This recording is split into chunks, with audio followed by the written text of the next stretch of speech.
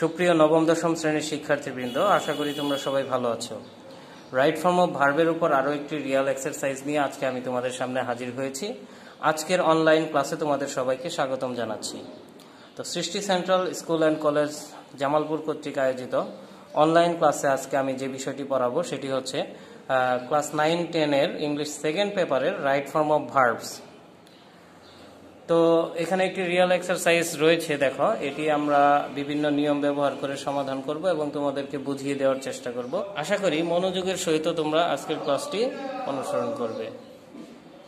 তো সুপ্রিয় শিক্ষার্থীবৃন্দ, চলো প্রথমে আমরা বক্সের ওয়ার্ডগুলো আগে একটু দেখে নিই। এখানে দেখো স্টে অর্থ থাকা, কাম অর্থ আসা, বি মানে হচ্ছে হওয়া, বা বি থেকে আমরা অনেকগুলো জিনিস ব্যবহার করতে পারি, যেমন am, is, are, was, are, shall be, will be, এরকম অনেকগুলো জিনিস ব্যবহার করতে পারি। কনকয়ার অর্থ হচ্ছে জয় করা, চেইন হচ্ছে শৃঙ্খলিত হয়ে থাকা, অ্যারেঞ্জ হচ্ছে আয়োজন করা, ওয়েট অর্থ হচ্ছে অপেক্ষা করা, ওয়েলকাম স্বাগতম জানানো। আবারও একটি ওয়ার্ড রয়েছে ওয়েট, এটার আর এটা একই ওয়ার্ড, অর্থ হচ্ছে অপেক্ষা করা, ওয়েলকাম স্বাগতম জানানো, মেক তৈরি করা, অফার প্রস্তাব দেওয়া। তো এই হচ্ছে বক্সের ওয়ার্ড। এই বক্সের ওয়ার্ডগুলো ব্যবহার করে আমাদেরকে এই শূন্যস্থানগুলো পূরণ করতে হবে। কিভাবে রুলস ব্যবহার করে আমরা এই শূন্যস্থানগুলো পূরণ করতে পারি সেই জিনিসগুলো এখন আমরা দেখব। Time is compared to a gypsy. Gypsy হচ্ছে যাযাবর। যাযাবর হচ্ছে সেই সমস্ত ব্যক্তি বা প্রাণী যারা এক জায়গায় থাকে না, বিভিন্ন জায়গায় ঘুরে বেড়ায়, যাযাবর। কম্পেয়ার্ড অর্থ হচ্ছে তুলনা করা, আর জিপসি হচ্ছে যাযাবর। তাহলে time is compared to a gypsy, সময়কে তুলনা করা হয় একজন যাযাবরের সাথে। Who dash anywhere for long.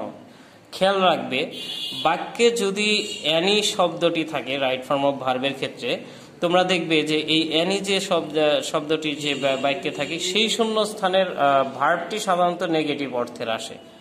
তাহলে time is compared to a gypsy who dash anywhere for long time, অর্থাৎ যে লম্বা সময়ের জন্য কোথাও আটকে থাকে না, থেমে থাকে না। থাকা অর্থ হচ্ছে স্টে। তাহলে আমরা যদি স্টে ব্যবহার করি এখানে, আর স্টেটাকে যদি নেগেটিভ ব্যবহার করি, আমরা জানি প্রেজেন্ট ইনডিফিনিটকে নেগেটিভ টেন্সে রূপান্তর করতে হলে কি করতে হয়, সেখানে ডো নট বা ডাজ নট ব্যবহার করতে হয়। আর যেহেতু জিপসি এখানে থার্ড পারসন সিঙ্গুলার নাম্বার, অর্থাৎ রিলেটিভ প্রোনাউনের পূর্বে যে নাউনটি থাকে সেটা যদি সিঙ্গুলার হয়, তাহলে রিলেটিভ প্রোনাউনের পরে ভার্বের সাথে সিঙ্গুলার ভার্ব বসবে। আর এখানে মূল ভার্বের ক্ষেত্রে সিঙ্গুলার করতে হবে কিভাবে, বা শব্দের শেষে ভার্বের শেষে এস বা ইএস যুক্ত করে। তাহলে এখানে আমরা লিখব কি, time is compared to a gypsy who does not wait anywhere for long time. Does not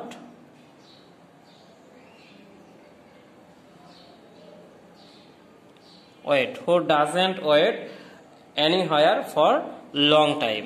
আচ্ছা, প্রথমটা আমরা বুঝে গেলাম। এরপরে বি নাম্বার শূন্যস্থানে দেখো, দ্য পয়েট ড্যাশ টাইম।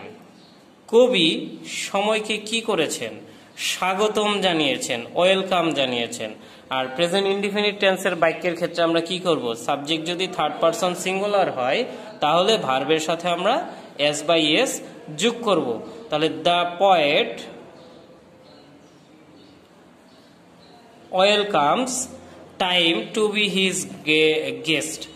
হ্যাঁ, কবি সময়কে স্বাগতম জানিয়েছেন তার অতিথি হিসেবে ফর এ ডে, একদিনের জন্য। অর্থাৎ কবি সময়কে একদিনের জন্য তার অতিথি হিসেবে স্বাগতম জানিয়েছেন। এখানে আমরা কি পেলাম, সাবজেক্ট থার্ড পারসন সিঙ্গুলার রয়েছে, এর জন্য প্রেজেন্ট ইনডিফিনিট টেন্সের ক্ষেত্রে ভার্বের সাথে এস বাই এস যোগ করে অ্যান্সার লিখে দিলাম।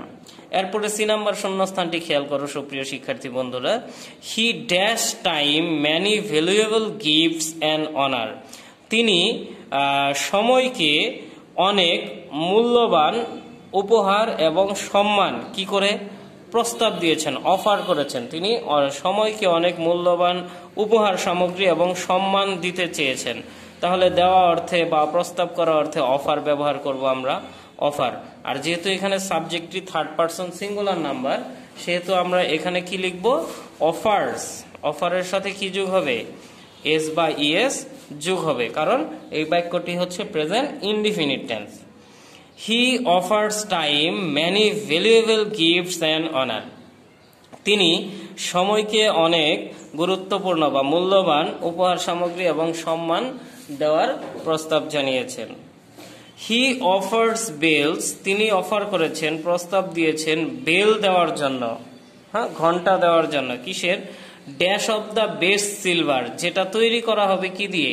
সবচাইতে ভালো রূপা দিয়ে। তাহলে তৈরি করা অর্থে আমরা জানি মেক শব্দটি বসে। আর এই বাক্যের ক্ষেত্রে খেয়াল করো, হি হচ্ছে সাবজেক্ট, অফার্সটা হচ্ছে এখানে ফাইনাইট ভার্ব। একটা সিম্পল সেন্টেন্সের ক্ষেত্রে বা একটা ক্লজে একটা সাবজেক্ট থাকে, একটাই ফাইনাইট ভার্ব থাকে। এখানে হি হচ্ছে সাবজেক্ট, অফার্স হচ্ছে ফাইনাইট ভার্ব, আর এন্ডের পূর্ব পর্যন্ত এখানে এটা একটি সিম্পল সেন্টেন্স। খেয়াল করো, he offers bells made of the best silver. এখানে মেডটা কি হিসেবে বসলো? নন ফাইনাইট ভার্ব হিসেবে, ভার্ব 3 এখানে ভার্ব 3 হিসেবে বসবে, নন ফাইনাইট ভার্ব হিসেবে। তাহলে he offers bells made of the best silver for his horse and a golden ring for himself. তিনি সময়কে প্রস্তাব দিয়েছেন যে তার ঘোড়ার জন্য সবচেয়ে ভালো রূপো দিয়ে তৈরি একটি ঘন্টা দিবেন এবং তার জন্য তার নিজের জন্য একটি স্বর্ণের আংটি দিবেন। তাহলে এই শূন্যস্থানের ক্ষেত্রে আমরা বুঝলাম যে সাবজেক্ট যদি সাবজেক্টের পরে ফাইনাইট ভার্ব থাকে, আর পরেও যদি শূন্যস্থান থাকে, সেখানে নন ফাইনাইট ভার্ব বসাই। আর নন ফাইনাইট ভার্ব হিসেবে যদি কোনো অবস্থা বোঝায়, সেই ক্ষেত্রে আমরা ভার্বের পাস্ট পার্টিসিপল ফর্মটি ব্যবহার করি। এখানে ভার্ব 3 হিসেবে মেকের ভার্ব 3 মেড বসালাম।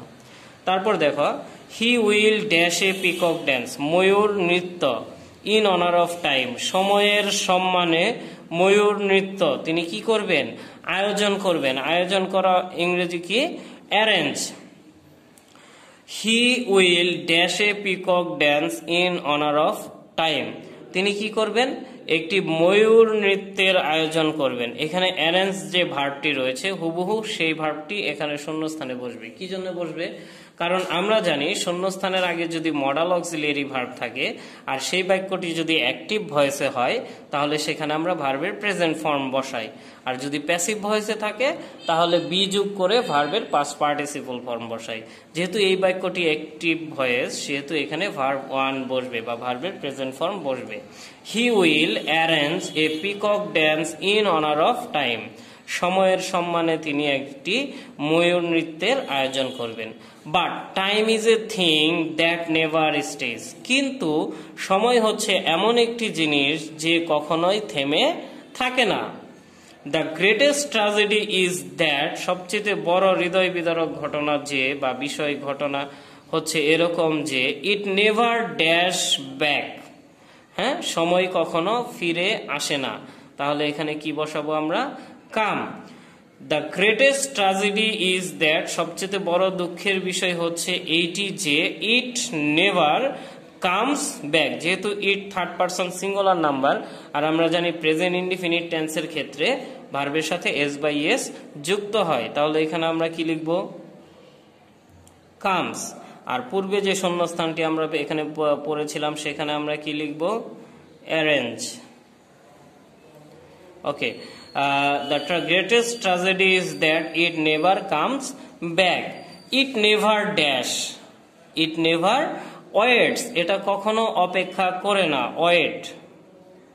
যেহেতু it subject third person singular number, সেহেতু এখানে ওয়েটের সাথে কি বসবে?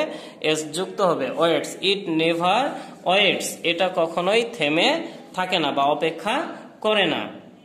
Man has been able to dash the world, মানুষ কি করতে সক্ষম হয়েছে? পৃথিবীকে জয় করতে সক্ষম হয়েছে। জয় করা অর্থ কি? কনকয়ার। আর এখানে আমরা কি লিখব?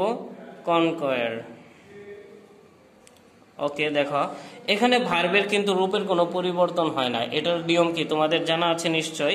এটার নিয়ম হচ্ছে যখন শূন্যস্থানের আগে কখনো ইনফিনিটিভ টু বসবে, ইনফিনিটিভ টু এর পরে ভার্বের সবসময় বেস ফর্ম বসে। এখন তোমরা ইনফিনিটিভ টু চিনবে কিভাবে? শূন্যস্থানের পূর্বে বেশ কয়েক রকমের টু বসতে পারে। যেমন আমরা জানি মডাল ভার্ব হচ্ছে, মডাল অক্সিলিয়ারি ভার্ব হচ্ছে দুই প্রকার, একটা হচ্ছে প্রাইমারি মডাল অক্সিলিয়ারি ভার্ব, আরেকটা হচ্ছে periphrastic modal auxiliary verb. Periphrastic modal auxiliary verb কোনগুলো? যে সমস্ত মডাল অক্সিলিয়ারি ভার্ব টু যুগে হয়, যেমন am to, is to, are to, was to, were to, have to, has to, had to, use to, ought to, be going to, এগুলো হচ্ছে periphrastic modal two. এগুলো এই টু যখন শূন্যস্থানের সামনে থাকবে তখন মডালের নিয়মে আমরা শূন্যস্থানের ভার্ব বসাবো, যেমনটা এখানে বসিয়েছিলাম যে শূন্যস্থানের আগে যদি মডাল ভার্ব থাকে অ্যাক্টিভ ভয়েসে ভার্ব 1 আর প্যাসিভ ভয়েসে বি প্লাস ভার্ব 3। একইভাবে পেরিফ্রেস্টিক মডাল যদি শূন্য স্থানের পূর্বে থাকে তাহলে দেখতে হবে যদি সেটা অ্যাক্টিভ ভয়েস হয় তাহলে ভার্ব 1 বসবে, আর প্যাসিভ ভয়েস হলে সেখানে ভার্বের বিযোগ হয়ে ভার্বের পাস্ট পার্টিসিপল ফর্ম বসবে। এটা হচ্ছে একটা টু চলে গেল। আরেকটা টু হচ্ছে ফ্রেজাল টু, অর্থাৎ ফ্রেজ আকারে যে টু গুলো থাকে, যেমন with a view to, look forward to, a custom to, addicted to, এগুলো হচ্ছে ফ্রেজ আকারে যে থাকে ফ্রেজাল টু। এই টু যদি শূন্যস্থানের আগে থাকে তাহলে তোমাদেরকে কি করতে হবে? ভার্বের সাথে আইএনজি যোগ করতে হবে। তাহলে ফ্রেজাল টু এবং পেরিফ্রেস্টিক মডাল টু যদি আমরা বাদ দিই, এই দুই ধরনের টু বাদ দিলে শূন্যস্থানের পূর্বে যত প্রকারের টু থাকবে সবগুলোই ইনফিনিটিভ টু। আর ইনফিনিটিভ টু এর পরে আমরা কি বসাবো? ভার্বের বেস ফর্ম অর্থাৎ ভার্ব 1 বসাবো। তাহলে দেখো, man has been able to conquer the world, মানুষ পৃথিবী জয় করতে সক্ষম হয়েছে, but he dash by the time. এখানে খেয়াল করো, বাই একটি প্রিপোজিশন রয়েছে এবং বাই যুক্ত অবজেক্ট রয়েছে। যদি এরকম বাই যুক্ত অবজেক্ট বাক্যের শেষে থাকে তাহলে আমরা বুঝবো যে সেটি প্যাসিভ ভয়েসে রয়েছে। আর প্যাসিভ ভয়েসে যদি বাক্য থাকে তাহলে ভার্বের পাস্ট পার্টিসিপল ফর্ম বসবে এবং তার সাথে বাক্যের গঠন বা স্ট্রাকচার অনুযায়ী উপযুক্ত অক্সিলারি ভার্ব বসাতে হবে, অর্থাৎ যে টেন্সে বাক্যটি তৈরি হবে সেই টেন্সের প্যাসিভ ভয়েসে যে অক্সিলারি ভার্বগুলো ব্যবহৃত হয় সেগুলো বসাতে হবে। তাহলে খেয়াল করো, the world, but he is chained by the time, কিন্তু তিনি সে কি সময়ের দ্বারা শৃঙ্খলিত হয়ে রয়েছে। যদিও মানুষ পৃথিবী জয় করতে সক্ষম হয়েছে কিন্তু সে কি হয়েছে? সময়ের দ্বারা শৃঙ্খলিত হয়ে রয়েছে। He dash nothing but puppet to the power of time. He, এখানে আমরা বি ভার্ব বসাবো। He is nothing but puppet, সে কি পুতুল ছাড়া আর কিছুই নয়, to the power of time, সময়ের ক্ষমতার কাছে। He is nothing but puppet to the power of time, সময়ের কাছে সে পুতুল ছাড়া কিছুই নয়। তাহলে এখানে আমরা বসালাম বি ভার্ব আর এখানে বসিয়েছিলাম ইজ চেইন। তাহলে খেয়াল করো, দেখো আমাদের সবগুলো শূন্যস্থান কিন্তু পূরণ করা হয়ে গেছে। তাহলে 10টি শূন্যস্থানের জন্য আমরা 10টি ভার্ব ব্যবহার করেছি। যদিও এখানে বক্সে 12টি ভার্ব দেওয়া রয়েছে, আমরা দুটো বাদ দিয়ে দিলাম। এই দুটো বাদ দিয়ে দিলে এখানে 10টি ভার্ব রয়েছে। এই 10টি ভার্ব দিয়ে আমরা বিভিন্ন নিয়ম, যে বাক্যের জন্য যে নিয়ম প্রযোজ্য সেই নিয়ম অনুযায়ী আমরা শূন্যস্থানগুলো পূরণ করতে সক্ষম হয়েছি।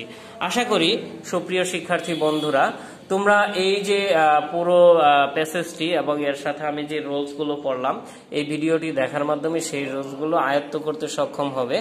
তো পরবর্তী আরো real exercise, right form of ভার্বের রিয়েল এক্সারসাইজ নিয়ে আমি অনলাইন ক্লাসে তোমাদের সামনে হাজির হব ইনশাআল্লাহ। তোমরা সবাই সুস্থ থাকো, ভালো থাকো এবং এই এক্সারসাইজগুলো বারবার চর্চা করে নিজেদের আয়ত্তে নিয়ে আসো, এই শুভকামনায় আজকের মতো আজকের ক্লাস থেকে বিদায় নিচ্ছি। সবাইকে ধন্যবাদ জানিয়ে খুদা হাফেজ, সবাই ভালো থেকো।